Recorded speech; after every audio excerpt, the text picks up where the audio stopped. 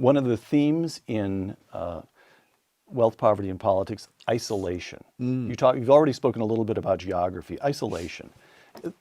You do this a dozen different times. You take different aspects of reality, economic reality, and explain how they affect economic development. So but of course we only have time for a few, but here, isolation.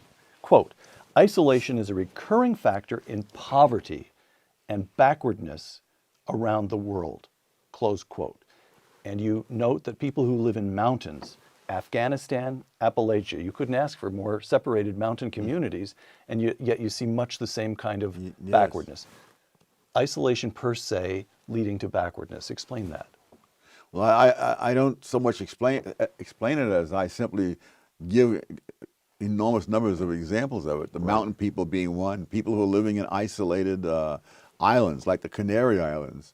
Back in the 15th century when the Spaniards conquered the Canary Islands, they found the people there living as people had lived in the Stone Ages. In Australia, very similar things when the British arrived there in the late 18th century. They found the Australian Aborigines living again as people had lived elsewhere in the Stone Ages.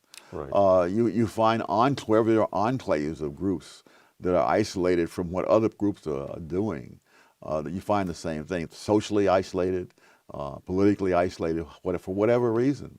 What it suggests to me is that an individual really can do very little without a great number of other things, including what he learns from other human beings.